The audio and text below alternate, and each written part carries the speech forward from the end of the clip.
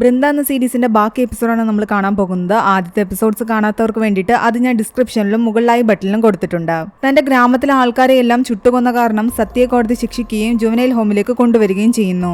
ദേവിക്ക് ബലി കൊടുക്കാൻ വേണ്ടിയിട്ട് തന്റെ സഹോദരിയെ അമ്മയും കൊന്നു എന്ന് വിശ്വസിച്ച സത്യയാകട്ടെ പിന്നീട് അങ്ങോട്ട് ദൈവങ്ങളെ വിശ്വസിക്കാൻ കൂട്ടാക്കിയില്ല.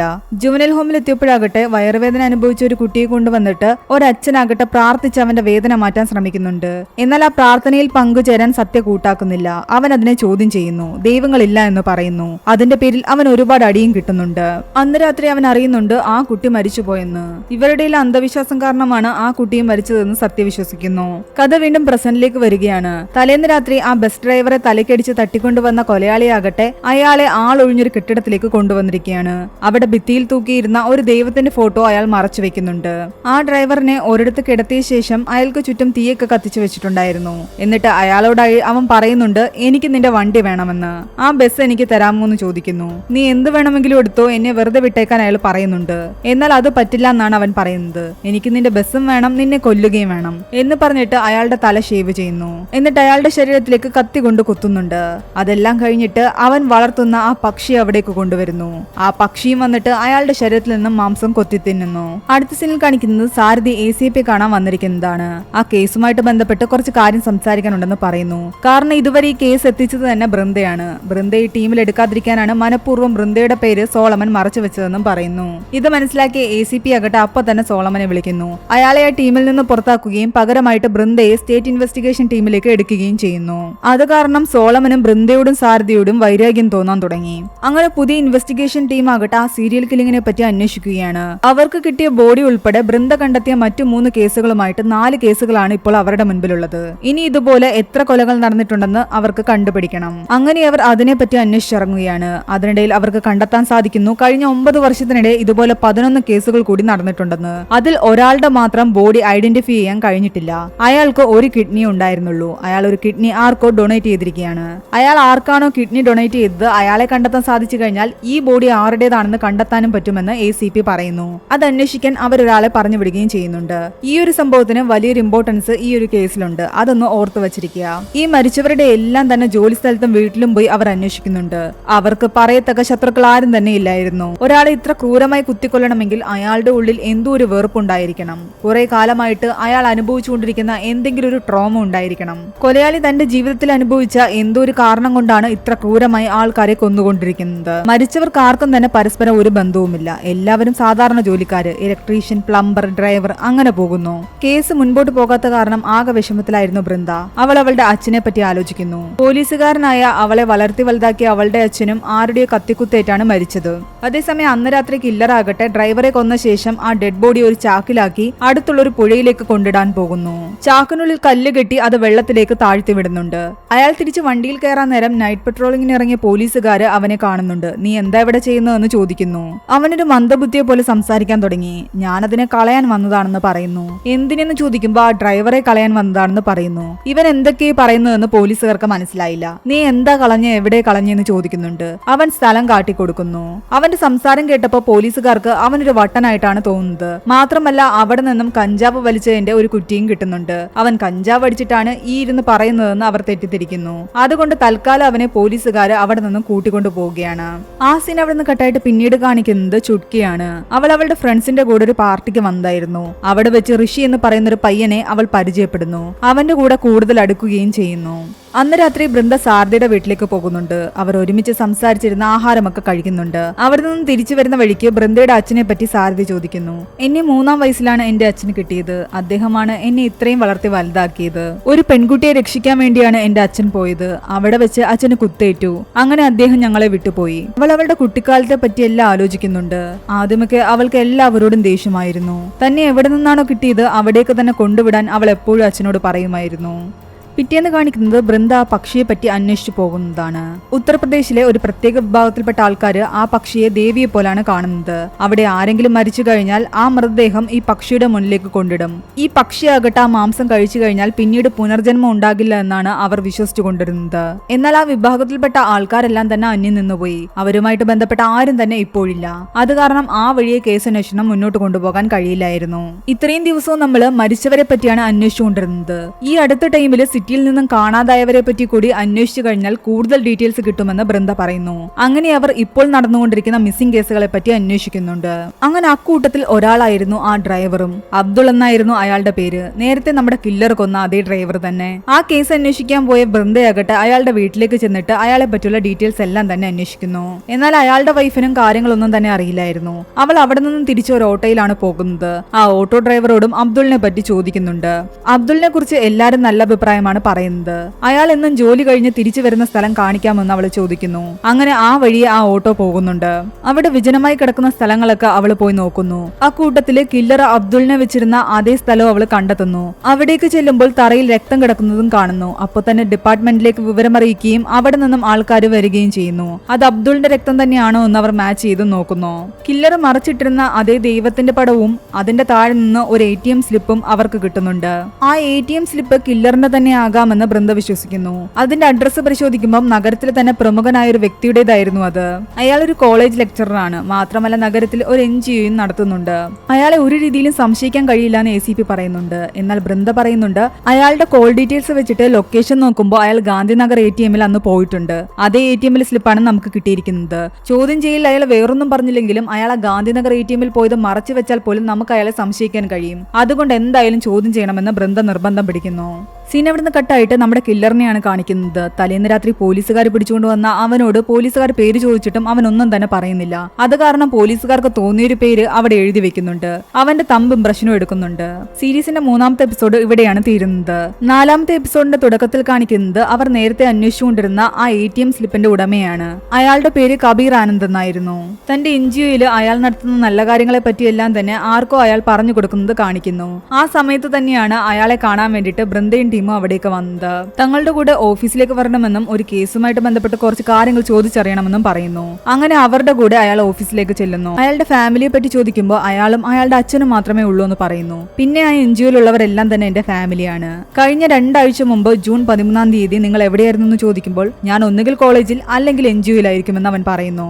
ആ ATM സ്ലിപ്പിൽ നിന്ന് കിട്ടിയ അക്കൗണ്ട് നമ്പർ അയാളുടേത് തന്നെയാണെന്ന് അയാൾ സമ്മതിക്കുന്നു. അന്നേ ദിവസം അയാൾ ATMൽ കയറിയിട്ടുണ്ടായിരുന്നു എന്ന് ചോദിക്കുമ്പോൾ അയാൾക്ക് ഓർമ്മയില്ലായിരുന്നു. എന്നാൽ 12,000 രൂപ വിഡ്രോ ചെയ്ത കാര്യം ചോദിക്കുമ്പോൾ അത് ഓർക്കുന്നുണ്ടായിരുന്നു. കാരണം അന്ന് പ്ലംബിംഗ് വർക്കിന് വേണ്ടിയിട്ട് ക്യാഷ് എടുക്കണമായിരുന്നു. ഗാന്ധിനഗർ ATMൽ നിന്നാണ് എടുത്തതെന്നും അയാൾ അങ്ങോട്ട് പറയുന്നുണ്ട്. അത് കാരണം പിന്നീട് ബൃന്ദയ്ക്ക് അയാളെ സംശയിക്കാൻ വേറെ ഒരു കാരണങ്ങളും കിട്ടുന്നില്ല. അന്നേ ദിവസം അയാൾ വേറെ എവിടേക്ക് പോയി എന്ന് ചോദിക്കുമ്പോൾ അയാൾ തന്റെ അച്ഛനെയും കൊണ്ട് ഹോസ്പിറ്റലിലേക്ക് പോയി എന്നും പറയുന്നുണ്ട്. അച്ഛൻ 8 വർഷം മുമ്പ് സ്ട്രോക്ക് വന്നതാണ്. ഇപ്പോൾ വീൽ ചെയറിലാണ് ഉള്ളത്. ഇടയ്ക്ക് ഇതുപോലെ ഹോസ്പിറ്റലിൽ പോകുന്ന പതിവുണ്ട്. നിങ്ങൾ ഇവിടെ നിന്ന് എടുത്ത ATM സ്ലിപ്പ് 88 കിലോമീറ്റർ ദൂരെയുള്ള നന്ദിഗ്രാമിൽ എങ്ങനെ പോയി എന്ന് സാരഥി അയാളോട് ചോദിക്കുന്നു. അതൊന്നും തനിക്കറിയില്ല എന്നാണ് കബീർ പറയുന്നത്. അയാൾ നിരപരാധിയാണെന്ന് ACPക്ക് തോന്നുന്നുണ്ട്. അതുകൊണ്ട് തെളിവുകളൊന്നും ഇല്ലാതെ അയാളെ ഇനി ചോദ്യം ചെയ്യേണ്ടെന്ന് ACPയും പറയുന്നു. അയാൾ പോകാൻ തുടങ്ങിയപ്പോൾ ബൃന്ദയാകട്ടെ മരിച്ചവരുടെ ഫോട്ടോസ് അയാളെ കാണിക്കുന്നുണ്ട്. ആരെങ്കിലും പരിചയമുണ്ടോ എന്ന് ചോദിക്കുന്നു. ആരെയും തന്നെ അയാൾക്ക് പരിചയമില്ല എന്നാണ് പറയുന്നത്. ബൃന്ദ ഒഴിച്ച് ബാക്കി ആർക്കും തന്നെ അയാളുടെ മേൽ ഡൗട്ട് തോന്നുന്നില്ല. പക്ഷെ ബൃന്ദ അപ്പോഴും അയാളെ തന്നെ ഫോളോ ചെയ്യാൻ തീരുമാനിക്കുന്നു. അടുത്ത 2 ദിവസം കബീറിന്റെ എല്ലാ നീക്കങ്ങളും ബൃന്ദ ചെക്ക് ചെയ്യുന്നുണ്ട്. അയാൾ എവിടേക്ക് പോകുന്നു, എന്തൊക്കെ ചെയ്യുന്നു എന്ന് അവൾ നിരീക്ഷിക്കുകയായിരുന്നു. പക്ഷേ സംശയാസ്പദമായി ഒന്നും തന്നെ കണ്ടെത്താൻ കഴിഞ്ഞില്ല. ഇതിനിടെ ബൃന്ദയുടെ സഹോദരിയെ കാണിക്കുന്നുണ്ട്. അവൾ ഋഷിയുമായി കൂടുതൽ അടുത്തിരുന്നു. ഋഷിയാകട്ടെ അവളോട് വീഡിയോ കോൾ ചെയ്തിട്ട് അവളുടെ ഡ്രസ്സ് അഴിക്കാൻ പറയുന്നുണ്ട്. അവൻ പറഞ്ഞ പ്രകാരം അവൾ ഡ്രസ്സിന്റെ ബട്ടൺ അഴിച്ചുകൊണ്ടിരിക്കെ ബൃന്ദ അവിടേക്ക് വരുന്നു. ഡോറിന് മുട്ടുകയും ചെയ്യുന്നു. അവൾ പെട്ടെന്ന് തന്നെ ഡോർ തുറക്കുന്നു. നീ തലേന്ന് രാത്രി ഏത് ചെക്കന്റെ കൂടെയാണ് കാറിൽ പോയതെന്ന് ബൃന്ദ ചോദിക്കുന്നുണ്ട്. അതൊക്കെ നീ എന്തിനാ അന്വേഷിക്കുന്നതെന്ന് പറഞ്ഞിട്ട് അവളുമായിട്ട് വഴക്കിടുന്നു. അങ്ങനെ ബൃന്ദയും അനിയത്തിയും തമ്മിൽ വലിയ വഴക്കാവുമ്പോൾ അമ്മ ഇടപെടാൻ വരുന്നുണ്ട്. അമ്മ വന്നപ്പോഴേക്കും ബൃന്ദ ഒന്നുമില്ലാന്ന് പറഞ്ഞിട്ട് അവിടെ നിന്നും പോകുന്നു. പിറ്റേന്ന് ഓഫീസിൽ ആ കേസിനെ പറ്റി കൂടുതൽ കാര്യങ്ങൾ നോക്കിക്കൊണ്ടിരുന്ന സാരഥിക്ക് ഒരു കാര്യം മനസ്സിലാകുന്നുണ്ട്. വിക്ടിംസിന്റെ ബോഡി എല്ലാം തന്നെ കിട്ടിയിരിക്കുന്നത് അവർ താമസിച്ചിരുന്ന സ്ഥലത്ത് നിന്ന് തൊട്ടടുത്തുള്ള ജലാശയത്തിൽ നിന്നാണ്. അതുകൊണ്ട് തന്നെ ലാസ്റ്റ് കാണാതായ ആ ബസ് ഡ്രൈവർ അബ്ദുളിന്റെ മൃതദേഹവും അയാൾ താമസിച്ചിരുന്ന സ്ഥലത്തിനടുത്തുള്ള ജലാശയത്തിൽ നിന്ന് കിട്ടാൻ സാധ്യതയുണ്ടെന്ന് സാരഥി പറയുന്നു. അങ്ങനെ അവർ അത് അന്വേഷിക്കാൻ വേണ്ടി ഇറങ്ങി പുറപ്പെടുന്നു. അതേസമയം ബൃന്ദയാകട്ടെ കബീറിനെ കാണാൻ വേണ്ടി പോയിരിക്കുകയായിരുന്നു. അയാളോട് കുറച്ച് സംസാരിക്കാനുണ്ടെന്ന് പറയുന്നു. അങ്ങനെ അവർ രണ്ടുപേരും ഒരുമിച്ചാണ് അന്ന് കബീറിന്റെ കോളേജിലേക്ക് പോകുന്നത്. ഞാൻ 2 ദിവസമായിട്ട് നിങ്ങളെ തന്നെ ഫോളോ ചെയ്യുകയായിരുന്നു എന്ന് അവൾ പറയുന്നുണ്ട്. നിങ്ങൾക്ക് ചുറ്റുമുള്ള ഈ ലോകം ഫേക്ക് ആണോ ട്രൂ ആണോ എന്ന് എനിക്ക് കണ്ടെത്തണമായിരുന്നു. 10 വർഷത്തിന് മുൻപ് വരെ നിങ്ങളും ഫാദറും ഡൽഹിയിലായിരുന്നു. പിന്നെന്തിനാണ് പെട്ടെന്ന് ഇങ്ങോട്ടേക്ക് വന്നതെന്നും ഇവിടെ ഒരു NGO തുടങ്ങിയതെന്നും ചോദിക്കുന്നു. നിങ്ങളുടെ അച്ഛനൊരു അഡ്വക്കേറ്റ് ആയിരുന്നു. ആ സമയത്ത് ആർക്കും ഒരു നല്ല കാര്യവും ചെയ്തിട്ടില്ല. ഒരുപാട് കാശ് സമ്പാദിച്ചിട്ടും അയാൾ ആർക്കും വേണ്ടിയിട്ട് ഒരു നല്ല പ്രവർത്തനവും ചെയ്തിട്ടില്ല. പിന്നെ എന്തുകൊണ്ടാണ് ഇപ്പോൾ ഈ NGO നടത്തുന്നതെന്ന് അവൾ ചോദിക്കുന്നു. തന്റെ അച്ഛൻ ആദ്യം അങ്ങനെയൊക്കെയായിരുന്നു. പക്ഷെ അച്ഛന് സ്ട്രോക്ക് വന്ന് കിടപ്പിലായപ്പോ എല്ലാ കാര്യത്തിലും പശ്ചാത്താപം തോന്നി. അത് കാരണമാണ് അച്ഛന് വേണ്ടി ഞാൻ ഈ NGO തുടങ്ങിയത് തന്നെ. നിങ്ങൾക്ക് ദൈവവിശ്വാസം ഉണ്ടോ എന്ന് ചോദിക്കുമ്പോൾ കബീർ പറയുന്നുണ്ട്, എന്റെ അച്ഛൻ ദൈവത്തെ വിശ്വസിക്കുന്നുണ്ട്, പക്ഷെ ഞാൻ വിശ്വസിക്കുന്നില്ല എന്ന്. അബ്ദുളിന്റെ ഡെഡ് ബോഡി അന്വേഷിക്കാൻ വേണ്ടിയിട്ട് സാരഥിയും കൂട്ടരും അബ്ദുളിന്റെ വീടിനടുത്തുള്ള ജലാശയത്തിലേക്ക് വരുന്നു. അതേസമയം കില്ലർ ആകട്ടെ അപ്പോഴും പോലീസ് സ്റ്റേഷനിൽ തന്നെയാണ്. കുറച്ചു കഴിയുമ്പോൾ അവിടുത്തെ SI അവിടേക്ക് വരുന്നു. കോൺസ്റ്റബിളിനോട് പറയുന്നുണ്ട് ഇവിടെ നിൽക്കുന്നവന്മാരുടെ കയ്യിൽ നിന്നെല്ലാം കാശ് വാങ്ങിക്കാൻ. അങ്ങനെ അവർ പിടിച്ചുകൊണ്ട് വന്നവരുടെ കയ്യിൽ നിന്നെല്ലാം അയാൾ കാശ് വാങ്ങാൻ തുടങ്ങി. കില്ലറിനോട് ചോദിക്കുമ്പോൾ അവന്റെ കയ്യിൽ നാണയങ്ങൾ മാത്രമായിരുന്നു ഉണ്ടായിരുന്നത്. അത് ഓരോന്നായിട്ടാണ് അവൻ പെറുക്കി കൊടുത്തത്. ദേഷ്യം വന്ന SI ആകട്ടെ അവന്റെ സഞ്ചിയിൽ എന്താണെന്ന് പരിശോധിക്കാൻ പറയുന്നു. അങ്ങനെ അവർ സഞ്ചി എടുത്ത് നോക്കുമ്പോൾ അതിൽ നിന്നും ഷേവ് ചെയ്യുന്ന ഒരു കത്തി കിട്ടുന്നുണ്ട്, ഒരു തത്തയുടെ പാവയും കിട്ടുന്നുണ്ട്. അതെല്ലാം എടുത്ത് അവർ പുറത്തേക്ക് കളയുന്നു. അവസാനമായിട്ട് അവൻ ചിന്നിയെന്ന് വിളിച്ചുകൊണ്ടിരുന്ന ആ മരത്തിന്റെ തടി കൊണ്ടുണ്ടാക്കിയ പാവ എടുക്കുന്നുണ്ട്. അതെടുത്തതും കില്ലർ ആകെ ബഹളം വെക്കാൻ തുടങ്ങി. അവനത് വേണമെന്ന് പറഞ്ഞ് കരയാൻ തുടങ്ങി. അവനെ കൺട്രോൾ ചെയ്യാൻ പോലീസുകാരെല്ലാം തന്നെ ശ്രമിച്ചിട്ടും അവന്റെ ഉള്ളിൽ അസാധാരണമായ ഒരു ശക്തി അപ്പോൾ വരികയായിരുന്നു. എല്ലാവരെയും അവൻ തള്ളിയിടാൻ തുടങ്ങി. അവസാനം ബഹളം വെച്ച് അവനൊരു കൊച്ചുകുട്ടിയെ പോലെ ആ പാവയ്ക്ക് വേണ്ടി കരയുന്ന കണ്ടപ്പോൾ അയാൾ സങ്കടം തോന്നിയിട്ട് ആ പാവ അവന് തിരിച്ചു കൊടുക്കുന്നു. അവൻ അയാളെ കെട്ടിപ്പിടിച്ച് ആ പാവയെ നോക്കി ചിന്നിയെന്ന് വിളിച്ച് കരയുകയായിരുന്നു. ബൃന്ദയാകട്ടെ കബീറിനെ തന്നെ വാച്ച് ചെയ്ത് നിൽക്കുകയായിരുന്നു. ആ സമയത്ത് അവൾ അവളുടെ അച്ഛനെ പറ്റി ആലോചിക്കുന്നുണ്ട്. ആദ്യമൊക്കെ അവൾക്ക് എല്ലാവരോടും ദേഷ്യമായിരുന്നെങ്കിലും പിന്നീട് അവൾക്ക് അച്ഛനെ അമ്മയൊക്കെ ഒരുപാട് ഇഷ്ടമാകാൻ തുടങ്ങിയിരുന്നു. അങ്ങനെയിരിക്കെ ഒരു ദിവസം ഒരു പോലീസുകാരനാണ് വന്ന് പറയുന്നത് അവളുടെ അച്ഛൻ മരിച്ചുപോയി എന്നും ഹോസ്പിറ്റലിലേക്ക് എത്രയും പെട്ടെന്ന് വരണമെന്നും. അങ്ങനെ അവസാനമായിട്ട് അച്ഛനെ കണ്ടതെല്ലാം തന്നെ അവളുടെ മനസ്സിലൂടെ കടന്നു പോകുന്നു. അബ്ദുളിന്റെ ഡെഡ് ബോഡി കണ്ടെത്താൻ ജലാശയത്തിൽ പരിശോധിച്ചുകൊണ്ടിരുന്ന പോലീസുകാരുടെ അടുത്തേക്ക് കുറെ ജനങ്ങൾ വരുന്നുണ്ട്. ഈ ഏരിയ ഞങ്ങളുടെ സ്വാമിയുടേതാണെന്നും ഇവിടെ അദ്ദേഹത്തിന് അനുവാദമില്ലാതെ പരിശോധിക്കാൻ പാടില്ല എന്നൊക്കെ പറയുന്നു. എന്നാൽ പരിശോധിക്കാനുള്ള അനുവാദം ഞങ്ങൾക്ക് ഉണ്ട് എന്ന് പോലീസുകാർ പറയുന്നുണ്ട്. ആ ആൾക്കാർ അതൊന്നും തന്നെ കേൾക്കുന്നില്ല. ബൃന്ദ അന്ന് രാത്രി കബീറിന്റെ കൂടെ അയാളുടെ വീട്ടിലേക്ക് പോകുന്നുണ്ട്. അവിടെ ഇരുന്ന് ആഹാരവും കഴിക്കുന്നു. കബീർ തന്റെ അച്ഛനെ ശുശ്രൂഷിക്കുന്നതെല്ലാം തന്നെ ബൃന്ദ നോക്കിക്കൊണ്ടേയിരിക്കുകയായിരുന്നു. പെട്ടെന്ന് കബീറിന്റെ അച്ഛൻ കൊഴിഞ്ഞു വീഴുന്നു. അയാൾ ഓടിപ്പോയി ഇഞ്ചക്ഷൻ എടുത്തുകൊണ്ട് വന്ന് അയാളെ ഇഞ്ചക്ട് ചെയ്യുന്നുണ്ട്. ഇത് ഇടയ്ക്കിടയ്ക്ക് വരാറുള്ളതാണെന്നും പറയുന്നു. അങ്ങനെ കുറെ കഴിയുമ്പോൾ ബൃന്ദ പറയുന്നുണ്ട് താൻ വീട്ടിലേക്ക് പോവുകയാണെന്ന്. അവൾ അങ്ങനെ അവിടെ നിന്ന് ഇറങ്ങിപ്പോകാൻ നേരത്ത് ആ കില്ലർ അതേ NGOയുടെ പുറത്ത് തന്നെ ഇരിപ്പുണ്ടായിരുന്നു. സാരഥിയും കൂട്ടരും അപ്പോഴും തെരച്ചിൽ അവസാനിപ്പിച്ചിട്ടുണ്ടായിരുന്നില്ല. ഇതറിഞ്ഞ നാട്ടുകാരെല്ലാം തന്നെ അവിടേക്ക് ആയുധങ്ങളുമായി വരാൻ തുടങ്ങി. സാരഥി പെട്ടെന്ന് തന്നെ ആകാശത്തേക്ക് വെടിവെക്കുന്നു. ഒന്ന് പേടിച്ച് എല്ലാവരും അവിടെ നിൽക്കുന്നു. ആ സമയത്താണ് അവിടെ നിന്ന് ആൾക്കാർ വിളിച്ചു പറയാൻ തുടങ്ങിയത് ആ ബോഡി കണ്ടെത്തിയെന്ന്. പിറ്റേന്ന് രാവിലെ ആയപ്പോഴത്തേക്കും കൂടുതൽ ആൾക്കാർ അവിടെ വന്നിട്ടുണ്ടായിരുന്നു. അടുത്തെവിടെയെങ്കിലും CCTV ഉണ്ടോ എന്ന് അവർ അന്വേഷിക്കുന്നുണ്ട്. എന്നാൽ അവിടെ എങ്ങും തന്നെ CCTV ഇല്ലായിരുന്നു. ആ ഗ്രാമത്തിന് അത്ര പുരോഗതി ഒന്നും തന്നെ ഉണ്ടായിരുന്നില്ല. അവിടേക്ക് ബൃന്ദയും വരുന്നുണ്ട്. അവൾ അവിടെ സംസാരിച്ചുകൊണ്ട് നിൽക്കുമ്പോൾ തന്നെ അവൾക്കൊരു കോള് വരുന്നു. മറുപുറത്ത് എന്തോ ഒരു വലിയ ന്യൂസാണ് അവൾ കേൾക്കുന്നത്. പെട്ടെന്ന് തന്നെ അവൾ അവിടെ നിന്നും വണ്ടി എടുത്തുകൊണ്ട് പോകുന്നുണ്ട്. ആ സീരിയൽ കില്ലർ ഒരു കൊല കൂടി നടത്തിയിരിക്കുന്നു. ഇത്തവണ അയാൾ കൊന്നത് കബീർ ആനന്ദിന്റെ അച്ഛനെയായിരുന്നു. തലേന്ന് രാത്രി താൻ കണ്ടിട്ട് വന്ന ആളാണ് ഈ മരിച്ചു കിടക്കുന്നതെന്ന് കണ്ടപ്പോൾ ബൃന്ദയ്ക്ക് ശരിക്കും വിശ്വസിക്കാനായില്ല. ഇത്രയും ദിവസം തന്റെ സംശയം മുഴുവൻ കബീറിലായിരുന്നു. ഇപ്പോൾ ദാ അയാളുടെ അച്ഛനും അതുപോലെ മരണപ്പെട്ടിരിക്കുന്നു. ആകെ തകർന്നിരിക്കുന്ന കബീറിനെ കാണിച്ചുകൊണ്ട് 4ാമത്തെ എപ്പിസോഡ് ഇവിടെ അവസാനിക്കുകയാണ്.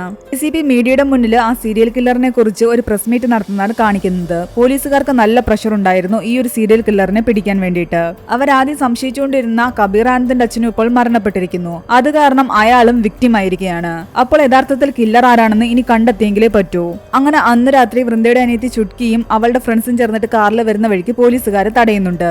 അവരുടെ കാറിൽ നിന്ന് മദ്യക്കുപ്പിയും മയക്കുമരുന്നും കണ്ടെത്തിയ കാരണം പോലീസുകാർ അവരെ ചോദ്യം ചെയ്യുകയായിരുന്നു. ഋഷി പറയുന്നുണ്ട് ഇത് SI ബൃന്ദയുടെ അനിയത്തിയാണെന്ന്. എന്നാൽ ആ സമയത്ത് അവിടെ ചെക്കിങ്ങിന് നിന്നിരുന്നത് നമ്മുടെ സോളമൻ ആയിരുന്നു. ബൃന്ദയോടുള്ള ദേഷ്യം കാരണം ചുട്കിയെയും അവളുടെ കൂട്ടുകാരെയും അയാൾ സ്റ്റേഷനിലേക്ക് കൊണ്ടുപോകുന്നു.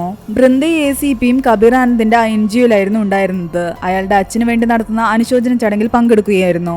ആ സമയത്താണ് ബൃന്ദയ്ക്ക് തന്റെ അനിയത്തിയെ സ്റ്റേഷനിൽ പിടിച്ചു വെച്ചിരിക്കുന്ന കാര്യം അറിയിച്ചുകൊണ്ടുള്ള കോള് വരുന്നത്. അവള് പെട്ടെന്ന് തന്നെ സ്റ്റേഷനിലേക്ക് പോകുന്നു. ചുട്കി തന്റെ അനിയത്തിയാണെന്നും അവളെ ഇവിടെ പിടിച്ചു വെക്കരുതെന്നും അവൾ സോളമനോട് പറയുന്നുണ്ട്. എന്നാൽ സോളമൻ പറയുന്നുണ്ട് ഇവരുടെ കാറിൽ നിന്ന് കണ്ടെത്തിയത് ഇതൊക്കെയാണെന്നും ഇവർക്ക് വളരെ മോശക്കാരാണെന്നും. എന്നാൽ എവിടെയോ എന്ത് തെറ്റ് നടന്നിട്ടുണ്ടെന്നാണ് ബൃന്ദ പറയുന്നത്. സോളമൻ ചുട്കിയെ കുറിച്ച് വളരെ മോശമായിട്ട് സംസാരിക്കാൻ തുടങ്ങിയതും ബൃന്ദയാകട്ടെ അയാളെ പോയി അടിക്കുന്നു. അങ്ങനെ എല്ലാവരും ചേർന്നിട്ട് ബൃന്ദയെ പിടിച്ചു മാറ്റുന്നുണ്ട്. ഈ സംഭവം ACPയുടെ മുന്നിലും എത്തുന്നു. ബൃന്ദയോടുള്ള ദേഷ്യം കൊണ്ടാണ് സോളമൻ ഇങ്ങനെ പെരുമാറുന്നതെന്ന് ACPക്ക് മനസ്സിലായിരുന്നു. അതുകൊണ്ട് സോളമനെ അയാൾ വാൺ ചെയ്തു വിടുന്നു. എന്നാലും ബൃന്ദ കാണിച്ചത് തെറ്റായത് കാരണം അവൾക്ക് 2 ആഴ്ചത്തെ സസ്പെൻഷനും കൊടുക്കുന്നു. അത് കാരണം അവൾ ആകെ ദേഷ്യത്തിലും സങ്കടത്തിലുമായിരുന്നു. സാരഥി അവളോട് സംസാരിക്കാൻ ശ്രമിക്കുമ്പോൾ അവൾ സാരഥിയോടും ദേഷ്യപ്പെടുന്നു. നിങ്ങളൊക്കെ ഇത്രയും കാലം നടന്നിട്ടും ഈ കേസിന്റെ പുറകെ ഒരു തുമ്പ് പോലും ഉണ്ടാക്കാൻ കഴിഞ്ഞില്ല. ഞാനല്ലേ ഇതുവരെ എത്തിച്ചത്. ഇനി ഞാനില്ലാതെ നീയൊക്കെ തനിയെ അന്വേഷിക്കാൻ പറഞ്ഞിട്ട് അവൾ ദേഷ്യത്തിൽ അവിടെ നിന്നും പോകുന്നു. സാരഥി ആകെ വിഷമത്തിലും ടെൻഷനിലുമായിരുന്നു വീട്ടിലേക്ക് വന്നത്. അവന്റെ വൈഫാകട്ടെ താൻ പ്രഗ്നന്റ് ആണെന്നുള്ള വിവരം അവനെ അറിയിക്കാൻ കാത്തിരിക്കുകയായിരുന്നു. അവളാകട്ടെ അവനോട് ഓരോന്ന് സംസാരിക്കാൻ ശ്രമിക്കുമ്പോഴേക്കും അവന് ദേഷ്യം വന്നിട്ട് ഇവിടെ നിന്നും പോകാൻ പറയുന്നു. എനിക്ക് ജോലിയും വേണ്ട, നീയും വേണ്ട, കുഞ്ഞും വേണ്ട, ഒന്നും വേണ്ടെന്ന് പറയുകയാണ്. അവൾ ആ സന്തോഷ വാർത്ത പറയുന്നതിന് മുൻപ് തന്നെ അവന്റെ വായിന്റെ ഉള്ളിൽ നിന്നും ഇങ്ങനത്തെ വാക്കുകൾ കേട്ടതോടുകൂടി അവൾ പിന്നെ അത് പറയുന്നില്ല. വീട്ടിലെത്തിയ വൃന്ദ ചുട്കിയോടും ചൂടാവുന്നു. നീ ഉണ്ടാക്കി വെച്ച പ്രശ്നങ്ങളാണ് എല്ലാത്തിനും കാരണമെന്ന് പറയുന്നു. വിഷമവും ദേഷ്യം കാരണം അവൾ റൂമിൽ ഒട്ടിച്ചു വെച്ചിരുന്ന ആ കേസിനെ പറ്റിയിട്ടുള്ള ഡീറ്റെയിൽസ് എല്ലാം തന്നെ അവൾ വലിച്ചു കീറി കളയുകയാണ്. പിന്നീട് അവൾ കബീറിനെ കാണാൻ പോകുന്നുണ്ട്. അയാളോട് അയാളെ സംശയിച്ചതിനെല്ലാം തന്നെ സോറി പറയുന്നു. അങ്ങനെ അവിടെ നിന്ന് തിരിച്ചു പോകുന്ന വഴിക്ക് ഒരു റെയിൽവേ ക്രോസിൽ ഓട്ടോ നിർത്തിയിട്ടിരിക്കുകയായിരുന്നു. അവൾ ആ റെയിൽവേ ക്രോസിന്റെ അടുത്തൊരു CCTV ക്യാമറ കാണുന്നുണ്ട്. ഡ്രൈവറായ അബ്ദുളിന്റെ മൃതദേഹം കണ്ടെത്തേണ്ട അടുത്താണ് ഈ റെയിൽവേ ക്രോസ്. ഏതെങ്കിലും വണ്ടിയിൽ അയാളുടെ മൃതദേഹം കൊണ്ടുപോയിട്ടുണ്ടെങ്കിൽ ഈ റെയിൽവേ ക്രോസ് കഴിഞ്ഞിട്ടേ പോകാൻ പറ്റൂ. അതുകൊണ്ട് ഇവിടുത്തെ CCTV പരിശോധിക്കാൻ വേണ്ടിയിട്ട് അവൾ അപ്പൊ തന്നെ സാരഥിയെ വിളിച്ച് പറയുന്നുണ്ട്. സാരഥി ആദ്യം ദേഷ്യം കൊണ്ട് അവളുടെ ഫോണൊന്നും എടുക്കാതിരുന്നെങ്കിലും പിന്നീട് അവൾ പറയുന്ന കാര്യങ്ങളെല്ലാം അവൻ ശ്രദ്ധിച്ചു കേൾക്കുന്നു. അവളുടെ കൂടെ CCTV പരിശോധിക്കാനും ചെല്ലുന്നുണ്ട്. CCTV പരിശോധിക്കുമ്പോൾ അബ്ദുളിനെ കാണാതായ ദിവസവും അബ്ദുൾ മരിക്കുന്നതിന് മുൻപുള്ള ദിവസം ഒരു വണ്ടി രാവിലെ ഉച്ചയ്ക്കും വൈകിട്ടും എല്ലാം ആ റെയിൽവേ ക്രോസ് കടന്നു പോയിട്ടുണ്ടായിരുന്നു. ആ ഒരേ വണ്ടി തന്നെ അങ്ങോട്ടും ഇങ്ങോട്ടും പോകുന്ന കണ്ടിട്ട് അവൾക്ക് ഡൗട്ട് തോന്നുന്നു. കാരണം ബോഡി എവിടെ ഡംപ് ചെയ്യണമെന്ന് തീരുമാനിക്കാൻ വേണ്ടിയായിരിക്കാം അങ്ങോട്ടും ഇങ്ങോട്ടും പോയിരിക്കുക. അങ്ങനെ കൂടുതൽ ചെക്ക് ചെയ്യുമ്പോൾ ആ വണ്ടിയും അതിലുള്ള ആളെയും പോലീസ് കൊണ്ടുപോയിരിക്കുന്നതായിട്ട് അവർ കാണുന്നുണ്ട്. ആ സ്റ്റേഷനിൽ പോയി അന്വേഷിക്കുമ്പോൾ അവിടുത്തെ പോലീസുകാർ പറയുന്നുണ്ട് അയാളൊരു വട്ടനാണെന്നാണ് ഞങ്ങൾ കരുതിയത്. സംസാരിക്കുന്നതിനിടയ്ക്ക് ഡ്രൈവർ എന്ന് പറയുന്നുണ്ടായിരുന്നു. മാത്രമല്ല അവിടെ എന്തോ കൊണ്ടിട്ടു എന്നും പറയുന്നുണ്ടായിരുന്നു. കഞ്ചാവാണെന്ന് കരുതി ഞങ്ങൾ അതൊന്നും ശ്രദ്ധിച്ചില്ല. എന്നാൽ അയാളെ പറ്റിയുള്ള കൂടുതൽ ഡീറ്റെയിൽസ് ഒന്നും തന്നെ ആ സ്റ്റേഷനിൽ ഉണ്ടായിരുന്നില്ല. അയാളുടെ പേര് പോലും അയാൾ പറഞ്ഞിട്ടുണ്ടായിരുന്നില്ല. പക്ഷേ തമ്പ് ഇംപ്രഷൻ അവിടെ ഉണ്ടായിരുന്നു. അങ്ങനെ അവർ ആ തമ്പ് ഇംപ്രഷൻ കളക്ട് ചെയ്തുകൊണ്ട് പോയിട്ട് അവരുടെ ഡേറ്റാബേസുമായിട്ട് മാച്ച് ചെയ്ത് നോക്കുന്നുണ്ട്. അതിൽ നിന്നും അവർക്കൊരു മാച്ച് കിട്ടുന്നുണ്ട്. ജ്വാലാപൂർ എന്ന വില്ലേജിൽ ഒരു മർഡർ കേസിൽ അറസ്റ്റിലായ ടാക്കൂർ എന്ന ആളുടെ ആയിരുന്നു ആ ഫിംഗർ പ്രിന്റ്. ആ കില്ലറിന്റെ യഥാർത്ഥ പേര് ടാക്കൂർ എന്നാണ്. അയാൾ യഥാർത്ഥത്തിൽ ടാക്കൂർ ആണെങ്കിൽ അയാളുടെ കയ്യിൽ സത്യയുടെ കയ്യിലുണ്ടായിരുന്ന ചിന്നിയുടെ പാവ എങ്ങനെ വന്നിരിക്കാം? ഇനി അതാണ് നമ്മളെ കാണിക്കാൻ പോകുന്നത്. സാരഥിയും ബൃന്ദയും നേരെ ടാക്കൂറിന്റെ സ്ഥലത്തേക്ക് പോവുകയാണ്. എന്നാൽ അവിടെ പോയി അവിടുത്തെ ഗ്രാമത്തലവനോട് അവനെ പറ്റി അന്വേഷിച്ചപ്പോൾ അയാൾ അവനെ കുറിച്ച് പറയാൻ പോലും കൂട്ടാക്കുന്നില്ല. അവരെ അവിടെ നിന്ന് ഇറക്കി വിടുകയാണ് ചെയ്യുന്നത്. നാട്ടുകാരോട് ആരോടും തന്നെ ടാക്കൂറിനെ പറ്റി അന്വേഷിക്കാൻ അവർ സമ്മതിക്കുന്നില്ല.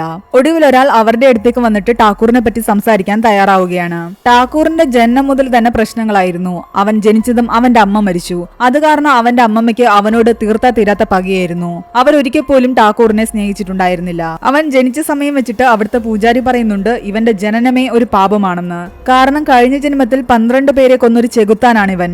അവൻ ചെയ്ത കർമ്മത്തിന്റെ ബലമെല്ലാം തന്നെ ആ ഗ്രാമവാസികളായിരിക്കും അനുഭവിക്കാൻ പോകുന്നത്. ഈ ഗ്രാമം നശിക്കുമെന്നും അയാൾ പറയുന്നു. അത് കേട്ടതോടെ ആ ഗ്രാമത്തിലുള്ള എല്ലാവർക്കും ടാക്കൂറിനോട് വെറുപ്പായിരുന്നു. ആകെ അവനോട് സ്നേഹമുണ്ടായിരുന്നത് അവന്റെ മുത്തശ്ശന് മാത്രമായിരുന്നു. ഗ്രാമത്തിൽ ആർക്കെങ്കിലും അസുഖം വന്നാലോ ആരെങ്കിലും മരിച്ചാലോ എല്ലാം തന്നെ ടാക്കൂറിനെ അവർ പഴിചാരാൻ തുടങ്ങി. അവന്റെ അമ്മമ്മ അവനെ ക്രൂരമായി ഉപദ്രവിക്കുമായിരുന്നു. അവനെ പുറത്തൊരു ചങ്ങലക്കിട്ടായിരുന്നു അവർ കിടത്തിയിരുന്നത്. അവന്റെ പ്രായത്തിലുള്ള കുട്ടികൾ ആരും തന്നെ അവനോട് കൂട്ടുകൂടിയില്ല. അവൻ അതുകൊണ്ട് മൃഗങ്ങളോടും പക്ഷികളോടും കൂട്ടുകൂടി. അങ്ങനെ വർഷങ്ങൾ കടന്നുപോയി. ഒരു ദിവസം അവന്റെ മുത്തച്ഛനും മരിച്ചുപോയി. അവൻ ആകെ തകർന്നുപോയി. അയാളുടെ മരണത്തിനും കുറ്റവാളിയായിട്ട് അവന്റെ അമ്മമ്മ കണ്ടത് അവനെ തന്നെയായിരുന്നു. അവൻ ചെയ്ത പാപങ്ങൾ കൊണ്ടാണ് എല്ലാവരും മരിക്കുന്നതെന്ന് അവർ പറഞ്ഞുകൊണ്ടേയിരുന്നു. അങ്ങനെ ഒരു ദിവസം ഒരു കൂട്ടം മന്ത്രവാദികൾ ആ ഗ്രാമത്തിലേക്ക് വന്നിട്ട് പറയുന്നുണ്ട് ഈ ഗ്രാമത്തിൽ നടക്കുന്ന വിപത്തിനെല്ലാം കാരണം അവനാണെന്ന്. അതുകൊണ്ട് അവനെ ബലി കൊടുക്കണമെന്ന്. അങ്ങനെ എല്ലാവരും ചേർന്നിട്ട് അവനെ ബലി കൊടുക്കാൻ പിടിച്ചുകൊണ്ടു പോകുന്നു. ആ മന്ത്രവാദികളുടെ തലയെല്ലാം തന്നെ മൊട്ടയടിച്ചിട്ടുണ്ടായിരുന്നു. അവര് മുഖം മൂടി ധരിച്ചിട്ടുണ്ടായിരുന്നു. അവനെ ഒരു കളത്തിന് നടുക്ക് കിടത്തിയിട്ട് അവര് പറയുന്നുണ്ട് നീ കഴിഞ്ഞ ജന്മത്തിൽ കൊന്ന 12 ആത്മാക്കളെ ഞാൻ ഇവിടെ കൊണ്ടുവരുമെന്ന്. ആ ആത്മാക്കളെ കൊണ്ട് തന്നെ നിന്റെ ജീവൻ എടുക്കുമെന്ന്. ഇനിയൊരു പുനർജന്മം നിനക്ക് ഉണ്ടാകാൻ പാടില്ല. അതിനു വേണ്ടിയിട്ട് ആ പക്ഷിയെ കൊണ്ട് അവന്റെ മാംസം തീറ്റിക്കാനും അവർ തയ്യാറായി നിൽക്കുകയായിരുന്നു. പക്ഷേ ടാക്കൂർ തന്റെ കയ്യിലെ കെട്ടഴിച്ചിട്ട് അവിടെ നിന്ന് രക്ഷപ്പെട്ടോടി തന്റെ അമ്മൂമ്മയുടെ അടുത്തെത്തുന്നു. തന്നെ രക്ഷിക്കണമെന്ന് പറയുന്നു. എന്നാൽ രക്ഷപ്പെട്ടു വന്ന അവനെ അവർ പൊതുരെ തല്ലുകയാണ് ചെയ്തത്. ഇവിടെ നിന്ന് ഇറങ്ങിപ്പോകാൻ പറയുന്നു. മാത്രമല്ല നീ കൊന്ന 12 ആത്മാക്കളിൽ ഒരാൾ വന്നിട്ട് നിന്നെ കൊല്ലുമെന്നും പറയുന്നുണ്ട്. ദേഷ്യമെന്ന് അവനാകട്ടെ അമ്മൂമ്മയെ അവിടെ വെച്ച് തന്നെ തലക്കടിച്ച് കൊല്ലുകയാണ്. അങ്ങനെ ആ മർഡർ കേസിലാണ് അവൻ പോലീസ് പിടിയിലാകുന്നതും ജുവനൈൽ ഹോമിലേക്ക് അവനെ അയക്കുന്നതും. അവൻ അമ്മൂമ്മയെ കൊന്ന കാര്യം മാത്രമേ പോലീസുകാരോട് പറഞ്ഞുള്ളൂ. ആൾക്കാർ അവനെ ഉപദ്രവിക്കാൻ ശ്രമിച്ചതൊന്നും തന്നെ പോലീസുകാരോട് അവൻ പറഞ്ഞിട്ടുണ്ടായിരുന്നില്ല. ടാക്കൂറിനെ പറ്റിയുള്ള എല്ലാ ഡീറ്റെയിൽസും അയാള് ബൃന്ദയ്ക്കും സാരഥിക്കും കൈമാറുന്നു. അതിൽ ആ മന്ത്രവാദികളുടെ ഫോട്ടോസും ഉണ്ടായിരുന്നു. ആ മന്ത്രവാദികളെല്ലാം തന്നെ മൊട്ടയടിച്ചിട്ടുണ്ടായിരുന്നു. ഇവരോടുള്ള ദേഷ്യം കൊണ്ടാകാം ടാക്കൂർ കൊല്ലുന്നവരെയെല്ലാം തന്നെ മൊട്ടയടിക്കുന്നതെന്ന് ബൃന്ദയ്ക്ക് തോന്നുന്നു. അങ്ങനെ ദേഷ്യം വരുമ്പോ ആരെങ്കിലും ഒക്കെ പിടിച്ച് കൊല്ലുന്നതാണോ ടാക്കൂറിന്റെ രീതിയെന്ന് അവർക്ക് സംശയം തോന്നുന്നുണ്ട്. അതിന്റെ പിന്നിൽ വേറെ എന്തെങ്കിലും കാരണങ്ങളും ഉണ്ടാകാം. അവൻ ആൾക്കാരെ സെലക്ട് ചെയ്യുന്നത് ചിലപ്പോൾ മറ്റെന്തെങ്കിലും രീതിയിലായിരിക്കാം. അങ്ങനെ ബൃന്ദ വീട്ടിൽ വന്ന ശേഷം ഇതിനെപ്പറ്റിയൊക്കെ ആലോചിച്ചുകൊണ്ട് നിൽക്കുന്ന സമയത്ത് അവൾ ഒരു ന്യൂസ് പേപ്പർ കട്ടിങ്ങിൽ ഒരു വാർത്ത കാണുന്നുണ്ട്. ഒരു ആശ്രമത്തിലെ തീപിടുത്തത്തിൽ 48 പേർ മരിച്ചിരിക്കുന്നു. ആ സംഭവം നടന്ന ഡേറ്റുകളെല്ലാം അവൾ നോക്കുന്നുണ്ട്. തന്റെ കയ്യിലുള്ള റിപ്പോർട്ടെല്ലാം വെച്ച് നോക്കിയ ശേഷം അവൾ പെട്ടെന്ന് തന്നെ സാരഥിയുടെ വീട്ടിലേക്ക് ചെല്ലുന്നു. അവൾ പറയുന്നുണ്ട് അവൻ ഓരോരുത്തരെയായിട്ടല്ല കൊല്ലുന്നതെന്ന്. അവൻ ഓരോ ആൾക്കാരെ സെലക്ട് ചെയ്ത് കൊല്ലും. എന്നിട്ട് അവരുടെ സ്ഥാനത്തേക്ക് അവൻ ചെല്ലും. പിന്നീട് അവിടെ വലിയൊരു മാസ് മർഡർ ആണ് നടക്കുന്നത്. ടാക്കൂർ ഓരോരുത്തരെ സെലക്ട് ചെയ്യും. എന്നിട്ട് അവരെ കൊല്ലും. അവർ ജോലി ചെയ്തിരുന്ന സ്ഥലത്ത് വലിയൊരു മാസ് മർഡർ അവൻ നടത്തും. ഒരു ഇലക്ട്രീഷ്യനെ അവൻ കൊന്ന ശേഷം അയാൾ ജോലി ചെയ്തിരുന്ന സ്ഥലത്ത് പോയിട്ട് ഷോർട്ട് സർക്യൂട്ട് ഉണ്ടാക്കി ഒരുപാട് പേരെ കൊന്നു. ഒരു പാചകക്കാരനെ കൊന്ന ശേഷം അയാളുടെ സ്ഥലത്ത് പോയി ആഹാരത്തിൽ വിഷം കലർത്തി ഒരുപാട് പേരെ കൊന്നു. പിന്നീട് കാശിക്ക് യാത്ര പോയ ഒരു ട്രെയിനിലും ഇതുപോലെ അപകടം അവൻ ഉണ്ടാക്കി. ആ സ്റ്റേഷനിലായിരുന്നു തിലകൻ നാള് ജോലി ചെയ്തിരുന്നത്. അയാളുടെ മൃതദേഹമാണ് ഈ സീരീസിന്റെ തുടക്കത്തിൽ അവർക്ക് നദിയിൽ നിന്ന് കിട്ടുന്നത്. ഇങ്ങനെ ട്രെയിൻ ദുരന്തം, ഫുഡ് പോയിസണിംഗ്, ബോട്ട് അപകടം, തീപിടുത്തം എന്ന പേരിൽ ഒരുപാട് പേർ മരണപ്പെട്ടിട്ടുണ്ട്. ഇതിന്റെ എല്ലാം പിന്നിൽ ടാക്കൂർ ആയിരുന്നു. അങ്ങനെയാണെങ്കിൽ ലാസ്റ്റ് മരണപ്പെട്ട ഡ്രൈവറായ അബ്ദുളിന് ശേഷം എന്തെങ്കിലും ഒരു മാസ് മർഡർ നടക്കാൻ സാധ്യതയുണ്ടെന്നും അവൾ പറയുന്നു. സീൻ അവിടെ നിന്ന് കട്ടായിട്ട് അപ്പോൾ നമ്മളെ കാണിക്കുന്നത് അബ്ദുൾ ഓടിച്ചുകൊണ്ടിരുന്ന ആ ബസ് ഓടിക്കുന്ന നമ്മുടെ കില്ലറിനെയാണ്. ഒരു പാലത്തിന് മുകളിലെത്തിയപ്പോൾ ടാക്കൂർ ആ ബസ് മനഃപൂർവ്വം പാലത്തിൽ നിന്ന് ഇടിച്ച് താഴേക്കിടുന്നു. ടാക്കൂർ മാത്രം അവിടെ നിന്ന് രക്ഷപ്പെടുന്നു. അവൻ അവിടെ ഇരുന്നു കൊണ്ട് ആരെയോ ഫോൺ ചെയ്യുന്നുണ്ട്. അവൻ ഫോൺ ചെയ്ത ആളെ കാണുമ്പോൾ ശരിക്കും ഞെട്ടും. അത് ആ കബീർ ആനന്ദ് തന്നെയായിരുന്നു. ടാക്കൂർ അവനെ സത്യ എന്നാണ് വിളിക്കുന്നത്. നമ്മൾ പ്ലാൻ ചെയ്ത പോലെ എല്ലാവരെയും ഞാൻ കൊന്നു എന്നാണ് ടാക്കൂർ പറയുന്നത്. ടാക്കൂറും സത്യയും ഒരേ ജുവനൈൽ ഹോമിൽ തന്നെ ഉള്ളവരായിരുന്നു. ആ എൻജിയുടെ മറവിൽ സത്യയും ടാക്കൂറും ചേർന്ന് നടത്തിക്കൊണ്ടിരുന്നത് അവിശ്വാസികളുടെ ഒരു സംഘടന തന്നെയായിരുന്നു. ഈശ്വരനിൽ വിശ്വസിക്കാത്തവരായിരുന്നു അവിടെ ഉണ്ടായിരുന്നവരെല്ലാം തന്നെ. ഈശ്വര വിശ്വാസികളായ വ്യത്യസ്ത മതത്തിൽപ്പെട്ട എല്ലാവരെയും തന്നെ ഇവരിങ്ങനെ കൊന്നൊടുക്കിക്കൊണ്ടിരിക്കുകയായിരുന്നു. അങ്ങനെ ടാക്കൂറിന്റെ മറവിൽ ഒളിഞ്ഞിരുന്ന യഥാർത്ഥ വില്ലനായ സത്യയെ കാണിച്ചുകൊണ്ട് ഈ ഒരു സീരീസിന്റെ 5ാമത്തെ എപ്പിസോഡ് ഇവിടെ അവസാനിക്കുകയാണ്. ബാക്കി എപ്പിസോഡ്സ് നമുക്ക് അടുത്ത വീഡിയോ ആയിട്ട് കാണാം. അതിനു മുൻപ് ഇതുവരെയും ചാനൽ സബ്സ്ക്രൈബ് ചെയ്യാത്തവർ ചാനൽ സബ്സ്ക്രൈബ് ചെയ്യാനും ഈ വീഡിയോ ലൈക്ക് ചെയ്യാനും മറക്കണ്ട.